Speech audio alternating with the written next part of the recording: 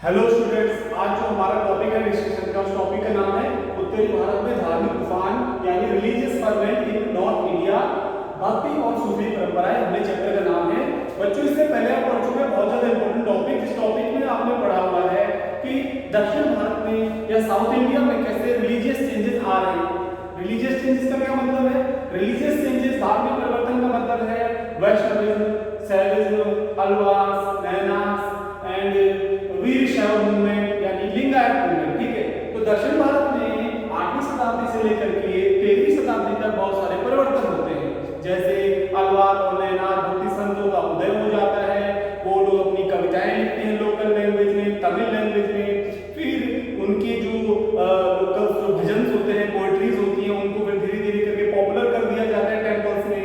फिर शिव के और विष्णु के टेम्पल्स साउथ इंडिया में बनते हैं। ठीक है, तो ये रिलीजियस चेंजेस कहां पर आ रहे हैं? साउथ इंडिया में आ रहे हैं। भक्ति मूवमेंट स्टार्ट हो रहा है। इससे पहले वहां पर भक्ति मूवमेंट 6th सेंचुरी के बाद था, लेकिन अल्वार्स और नैनार्स ने पॉपुलर करवा दिया उसको। फिर क्या चेंजेस हुए? वीर शैव मूवमेंट हो गया। तो ये तो हमने बात की बच्चों दक्षिण भारत की। अब इस टॉपिक में हम बात करेंगे कि उत्तरी भारत के अंदर 9वीं शताब्दी के बाद, वैसे मेनली हम बात करेंगे 13th सेंचुरी के बाद, उत्तरी भारत में 10वीं शताब्दी के बाद कौन कौन से परिवर्तन आते हैं। तो यहाँ पे लिखा है उत्तरी भारत में धार्मिक उफान। धार्मिक उफान, धर्म का उफान। उफान का मतलब क्या होता है? उफान का मतलब होता है बहुत तेज हो, जो तेजी से आए, जो बड़ा परिवर्तन हो जाए, बहुत बड़ा परिवर्तन हो जाए। तो उत्तरी भारत में यानी नॉर्थ इंडिया में उत्तर प्रदेश, बिहार, मध्य प्रदेश, गुजरात, राजस्थान, ये जो एरिया है, यहाँ पर कौन से बड़े चेंजेस हो गए भारत में 11th सेंचुरी के बाद। आप 9वीं से मान के चलिए, लेकिन चलिए 12वीं शताब्दी के बाद कौन कौन से परिवर्तन होते हैं उन पर हम बात करने वाले। आइए देखते हैं। सबसे पहले बच्चों को समझना होगा कि जब उत्तरी भारत में हम आते हैं तो नॉर्थ इंडिया के अंदर 8th सेंचुरी के बाद, नॉर्थ इंडिया के अंदर 8th सेंचुरी के बाद ऐसे राजपूत स्टेट्स इमर्ज होते हैं जो कि ब्राह्मण्स के कोलैबोरेशन से चल रहे थे। यानी emergence of Rajput states with the collaboration of Brahmins. उत्तरी भारत में 8वीं शताब्दी के बाद या 7वीं शताब्दी के बाद राजपूत राज्य उभर कर आते हैं और ये ब्राह्मणों के गठजोड़ से मतलब मिल करके अपने राज्यों को चला रहे थे। यानी ये राजा उत्तर भारत में 7वीं शताब्दी के बाद मंदिर बनवाते थे। ब्राह्मण लोग वहां पर पूजा पाठ करते थे, रिचुअल्स परफॉर्म करते थे, कर्मकांड करते थे। Brahmins were the mediator between the bhakt and Bhagwan in north India and they were kings, the rulers, Rajput kings were constantly constructing the temples in North India। तो सेम प्रोसेस जो साउथ इंडिया में चल रहा है मंदिर बनाने का 7वीं शताब्दी के बाद से लेकर 11वीं 12वीं शताब्दी तक, जैसे अल्वार नैनार के बाद हुआ, वैसे नॉर्थ इंडिया में भी चल रहा है। तो इसमें कोई प्रॉब्लम नहीं है। जैसे राजपूत राज्यों की हम कुछ बात करेंगे कि राजपूत राज्य कौन कौन से थे। तो जैसे कुछ आपके पास सुना होगा आपने, चौहान हो गए, परमार हो गए। तो चौहान, परमार, सोलंकी, गुर्जर, प्रतिहार और इसके अलावा आपके पास बहुत गढ़वाल, ये बहुत सारे राजपूत राज्य उभरकर सामने आते 7th सेंचुरी के बाद नॉर्थ इंडिया में उभरकर आते। ये 10th सेंचुरी में भी चल रहे, 11th सेंचुरी में भी चल रहे। ठीक है, तो ये मंदिर बनवा रहे थे और ब्राह्मण जो थे इनको सपोर्ट करते थे पूजा पाठ करने में, रिचुअल्स परफॉर्म करने में, बहुत सारी चीजें करने में। तो इसमें तो कोई परिवर्तन वाली बात है नहीं, ये तो सेम हो रहा है जो आप इमेजिन कर सकते हैं। मंदिर बनाना कोई बहुत बड़ा उफान नहीं है, लेकिन इसको मान सकते हैं कि कहीं ना कहीं नॉर्थ इंडिया के अंदर चेंज हो रहा है। ठीक है, तो धार्मिक उफान का एक भाग, उत्तरी भारत में मंदिर बनाए जा रहे थे, ब्राह्मण के कोलैबोरेशन से ब्राह्मण पूजा पाठ करते थे, ब्राह्मण और राजपूत राजा एक दूसरे को सहयोग करते थे और ब्राह्मण एक प्रकार से स्पिरिचुअल यानी कि धार्मिक और आध्यात्मिक रूप से प्रतिनिधि होते थे भगवान के, धार्मिक और आध्यात्मिक प्रतिनिधि भगवान के, और राजपूतों को मान्यता देते थे, रिकॉग्नाइज करते थे। तो बड़ा अच्छा कोऑर्डिनेशन हो रखा है। ठीक है, एक पॉइंट हो गया। अब हम असली पॉइंट पे आते हैं कि धार्मिक उफान को कैसे समझे। दूसरा पॉइंट इसमें बच्चों ये है नाथ, जोगी और सिद्ध। यहाँ पर लिखा है नाथ, ये लिखा है जोगी, ये लिखा है सिद्ध। ठीक है, second topic is that the religious ferment in north India. कौन सा धार्मिक उफान उत्तरी भारत में आ रहा है? दूसरा धार्मिक उफान ये है कि उत्तरी भारत में ब्राह्मणों की जो व्यवस्था थी, ब्राह्मणिकल जो सिस्टम था, कर्मकांड सिस्टम यानी रिचुअल सिस्टम था, पूजा पाठ का जो वर्शिप सिस्टम, पूजा पाठ का व्यवस्था, स्पिरिचुअल सिस्टम इन्होंने बना रखा था। जो आध्यात्मिक व्यवस्था है चैलेंज करने के लिए कुछ ऐसे लोग उभर कर नॉर्थ इंडिया में सामने आ गए। ध्यान रखिएगा 9th सेंचुरी से ही मर्ज हो रहे थे धीरे धीरे करके। तो ऐसे लोग उभर कर सामने आते, नए धार्मिक नेता इनको कहा गया, new religious leaders emerge in north India after the 9th century. Those are called the Nath, Jogi and Siddha. इनको नाथ, जोगी और सिद्ध कहा गया है, ठीक है। तो कुछ लोग ऐसे भी थे नॉर्थ इंडिया में जो न तो ब्राह्मण थे न क्षत्रिय थे। They were out from the Brahmanical system, वो ब्राह्मणीय व्यवस्था से बाहर थे पूरी तरह से, और उन लोगों को नाथ, जोगी और सिद्ध कहा जाता है। अब ये नाथ, जोगी और सिद्ध जो थे, ये लोग ब्राह्मणिकल सिस्टम को क्रिटिसाइज करते थे, ब्राह्मणीय व्यवस्था को क्रिटिसाइज करते थे, कर्म कांडों का विरोध करते थे, ठीक है। ये अलग प्रकार की धार्मिक परंपराओं को लेकर के आए। तो नाथ कौन होते हैं? नाथ वो लोग होते हैं जो भगवान को मूर्ति रूप में नहीं पूजा करते, आवश्यक नहीं है, न भगवान की पूजा उस पैटर्न में करते जो ब्राह्मणिकल या ब्राह्मणों के धर्म में किया जाता है, बल्कि नाथ वो लोग होते हैं जो शिव की पूजा करते हैं, लेकिन उसके लिए वो अपने योगासन, प्राणायाम, मेडिटेशन, यानी योग हो गया, प्राणायाम हो गया, एंड जो मेडिटेशन होता है जिसे हम कहते हैं कि एक योग ध्यान जिसे बोलते हैं, उस पर बिलीव करते हैं। वो बिलीव करते हैं कि हमको अपने मन को और अपने शरीर को ज्यादा टॉर्चर कर सकते हैं, संसार को छोड़ देने में बिलीव करते हैं, अपना किसी भी प्रकार का अपना डिफरेंट ये एक रिलीजियस पैटर्न इन्होंने बना लिया, ठीक है। तो नाथ, जोगी और सिद्ध वो लोग थे जो कि ब्राह्मणीय व्यवस्था से अलग थे और जिन्होंने ब्राह्मणीय व्यवस्था की आलोचना की, और उन लोगों ने संसार को त्याग देने के बाद ही मोक्ष प्राप्त को संभव बताया। मोक्ष प्राप्त किया जा सकता है संसार को त्यागने के बाद ही। और इन्होंने कहा कि हम योगासन करके, प्राणायाम करके, ध्यान करके और संसार को छोड़कर, शरीर को दुख देकर ही मोक्ष प्राप्त कर सकते हैं। और नाथ एक पूरा का पूरा भारत में आप जान सकते हैं, पूरे भारत में एक नाथ संप्रदाय, नाथ सेक्ट है, ठीक है। शिव की पूजा मोस्टली करते हैं, गोरखनाथ, मत्स्येंद्रनाथ ऐसे लोग। इसी प्रकार से जोगी और सिद्ध जैसे लोग भी सामने आए जो घर बार छोड़ देते थे, जंगलों में, गुफाओं में तपस्या, मेडिटेशन, योगासन, प्राणायाम करते थे और करते हैं। तो ये अलग से एक पैटर्न उभर कर सामने आता है, ब्राह्मणिकल सिस्टम से अलग होकर। ये मैंने इतना शॉर्ट में आपको बता दिया है, ठीक है। इतना पॉइंट हो गया दोस्तों। नेक्स्ट पॉइंट आपके पास आता है, कुछ ऐसे धार्मिक नेता भी थे उस समय नॉर्थ इंडिया में जो उभर कर सामने आते हैं, जो कि आर्टिसन कम्युनिटी से बिलोंग करते थे। जैसे आर्टिसन का मतलब होता है दस्तकारी समुदाय, कारीगर समुदाय का, यानी कोई बढ़ई हो सकता है जो कारपेंटर हो सकता है, कोई ऐसा हो सकता है कि वो बुनकर हो, वीवर हो, कोई और शू मेकर्स हो सकते हैं, यानी कि लेदर जो का वर्क जो करते हैं वो लोग हो सकते हैं, ठीक है। तो ये बहुत सारे लोग थे, सिंपल समुदाय के लोग जो उभर कर सामने आए, धार्मिक नेता बन गए थे। उदाहरण के तौर पर अगर आपने ध्यान दिया हो तो कबीरदास, कबीर और रैदास, आपने नाम सुना होगा, कबीरदास और रैदास, कबीरदास और रैदास। तो Kabirdas belongs to the weaving community, weavers community, and Raidas belongs to the shoe maker, वो शूज बनाने का काम करते थे, जूते बनाने का काम करते थे, ठीक है। रैदास को रविदास कहा जाता है। तो ये भी एक प्रकार से शिल्पी समुदाय के दो धार्मिक नेता हैं जिन्होंने ब्राह्मणिकल सिस्टम को क्रिटिसाइज किया। कबीरदास ने ब्राह्मणिकल सिस्टम, हिंदू रिलीजन और इस्लाम रिलीजन दोनों को क्रिटिसाइज किया, ठीक है। तो रिचुअल्स का विरोध करते थे। तो ये धार्मिक तूफान नॉर्थ इंडिया में आ रहा है कि पहला तो मंदिर बनाए जा रहे हैं बड़े पैमाने पर नॉर्थ इंडिया में, जो 6वीं शताब्दी तक भी हमें दिखाई दे रहे हैं, लेकिन 7th सेंचुरी के बाद ज्यादा बनाया जा रहा है, 10th 11th सेंचुरी में भी मंदिर बनाए जा रहे हैं। दूसरा, नाथ, योगी और सिद्ध जैसे नए धार्मिक नेता उभर कर सामने आ रहे हैं। शिल्पी समुदाय से भी कुछ धार्मिक नेता उभर कर सामने आते हैं जो कि धर्म की कर्मकांडों का विरोध करते हैं, ईश्वर की भक्ति पर जोर देते हैं, दे बिलीव इन द भक्ति ऑफ गॉड, ठीक है। कबीरदास, रैदास जैसे लोग हो गए। इसके अलावा ये जो नए धार्मिक नेता हैं, कुछ ऐसे धार्मिक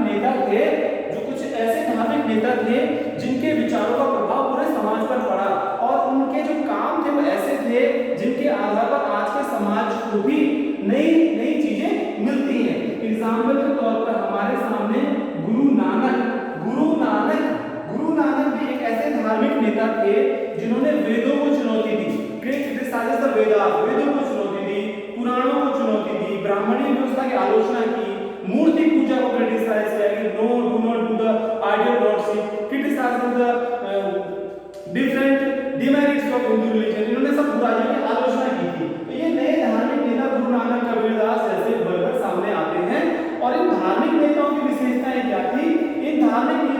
विशेषताएं ये थी कि ये लोकल लैंग्वेज में अपनी बातों को रखते थे। They speak in the local language, they convey their message in the local language and they use the simple thoughts and ideas to convey to the public, है ना। Then the people convinced by them and they became their followers and it is the main thing that came in north India from 11 to 16th century. तो गुरु नानक ने जो है पंजाबी भाषा में अपने उपदेश दिए, क्षेत्रीय भाषा में उपदेश दिए, और कबीरदास ने अपने उपदेश क्षेत्रीय भाषा में दिए, जिनको आपने सुना होगा हिंदी में पंचमेल खिचड़ी या ब्रज भाषा या अवधी भाषा, जो लोकल लैंग्वेज उनमें कबीरदास बोलते थे, ठीक है, अनपढ़ थे।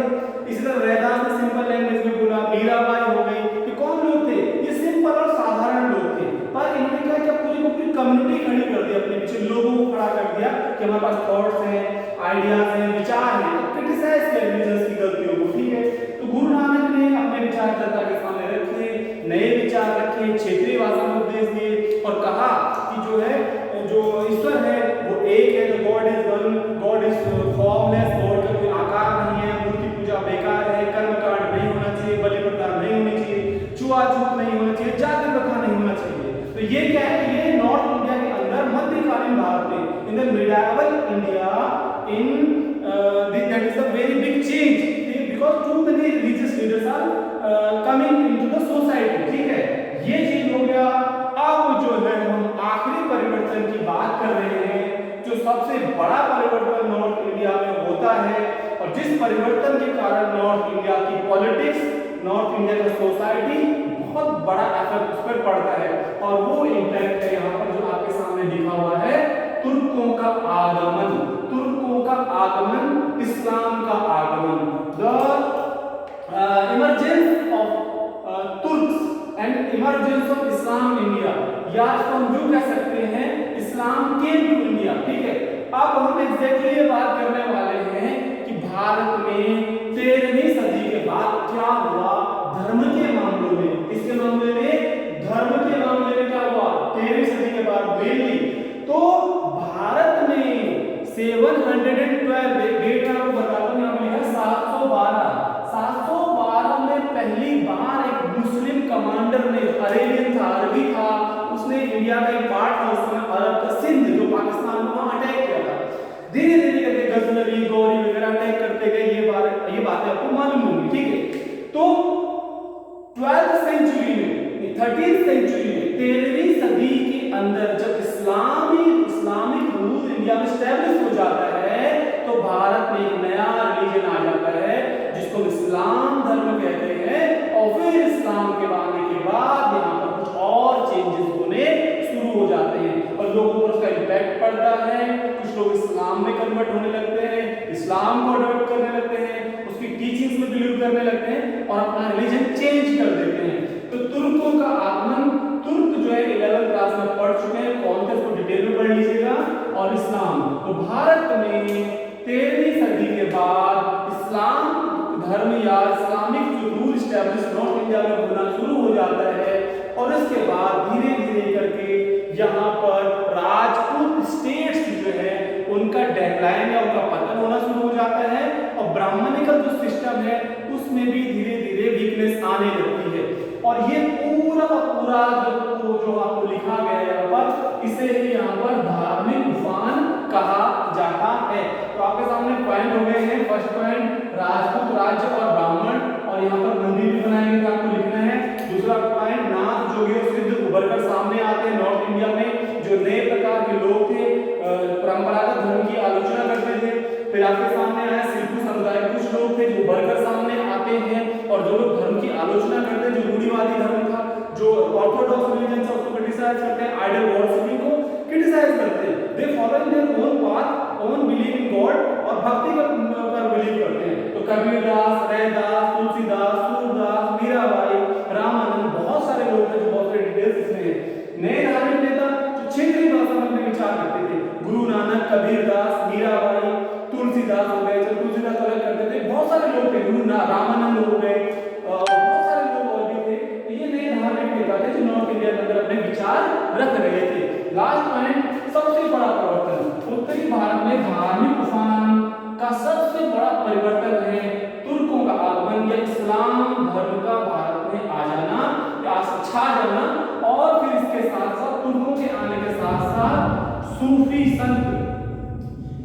इस्लाम धर्म में जिस तरह से हिंदू धर्म के अंदर साधु होते हैं, जोगी होते हैं, उसी तरह से इस्लाम धर्म में संत होते हैं, सूफी संत कहा जाता है, जो एक जगह से दूसरी जगह घूमते हैं, कभी जगह एक जगह ठिकाना बनाकर रहते हैं और अपने जो फ्लेक्सिबल थॉट्स को बांटते हैं। ठीक है, उनके बारे में अगला टॉपिक जो है आपको पढ़ाया जाएगा। इस सबसे बड़े परिवर्तनों की हमने बात कर दी है। एट लास्ट मैं आपके सामने फिर से कंप्लीटली इसकी समरी बना देता हूँ। उत्तरी भारत में धार्मिक तूफान से हम क्या समझते हैं? उत्तरी भारत में धार्मिक तूफान का मतलब है कि जब उत्तरी भारत में 13वीं सदी के बाद हमारे पूरे भूभाग में बहुत सारे धार्मिक परिवर्तन होने लगते हैं। ब्राह्मणों की व्यवस्था में मंदिर बनाए जा रहे थे, राजपूत ब्राह्मणों के सहयोग से मंदिर बनाते थे, मंदिर में ब्राह्मण जो है भगवान के प्रतिनिधि होने का काम करते थे, सारे कर्मकांड करते थे, अनुष्ठान यानी रिचुअल्स करते थे।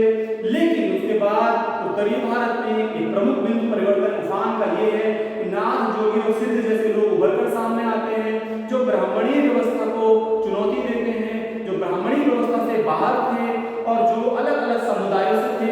इनमें से कई निम्न जाति के समझे जाने वाले लोगों से थे, नाथ, जोगी और सिद्ध। ये लोग अपनी परंपराओं को मानते थे। इनका मानना जरूरी था कि ये जरूरी नहीं है कि ब्राह्मण की आवश्यकता है भगवान को पाने के लिए। ये लोग नाथ, जोगी और सिद्ध वो लोग थे जो गुफाओं में तपस्या करना, घर बार छोड़कर मोक्ष प्राप्ति का प्रयास करना, या शमशान घाट में तपस्या करना, मोक्ष प्राप्ति का प्रयास करना, या फिर इनको प्राणायाम करना, योगासन करना, ध्यान करना, ऐसी गतिविधियां करते थे और भटकते रहते थे। और इन्होंने एक नई परंपरा बनाई। और आज भी आप देख सकते हैं हमारे समाज में नाथ, जोगी और सिद्ध पूरे सेक्ट संप्रदाय बने हुए हैं। और जोगी आपको सड़क चलते हुए मिल जाएंगे और हिमालय में भी आपको नाथ संप्रदाय के लोग मिल जाएंगे और इसमें सिद्ध लोग भी मिल जाएंगे। सिद्ध पीठ उनको कहा जाता है, सिद्ध है ना, तो सिद्ध वो लोग होते हैं जो कि अपने मन पर, अपने शरीर पर कंट्रोल कर लेते हैं और सिद्धि और ज्ञान प्राप्त कर लेते हैं, वही सिद्धि होता है। इसी प्रकार से दूसरा बिंदु है, कुछ ऐसे धार्मिक नेता उभरकर सामने आते हैं जो सिल्की समुदायों के थे, जिनमें कबीरदास और रैदास प्रमुख हैं। कबीरदास जुलाहे परिवार से थे और रैदास भी एक चर्मकार, चमड़े का काम करने वाले थे। लेकिन इन लोगों ने धर्म की आलोचना की और इन लोगों ने नए बातें कही कि धर्म, भगवान ईश्वर एक है, उसकी पूजा करने के लिए कोई माध्यम की आवश्यकता नहीं है। इस तरह से ये भी बड़ा धार्मिक परिवर्तन है। और आज हम देख सकते हैं समाज में ऐसे बड़े परिवर्तनों के कारण बहुत सारे संप्रदाय बन गए हैं, लोग अलग अलग विचारों को मानते हैं। इसके अलावा अगर हम बात करेंगे तो प्रमुख गुरु नानक जैसे और कबीर जैसे नेता उभरकर सामने आते हैं, जो लोगों की भाषा में उनको अपने विचार व्यक्त करते हैं। तो ये बहुत सारी चीजें उभरकर सामने आती हैं। Thank you.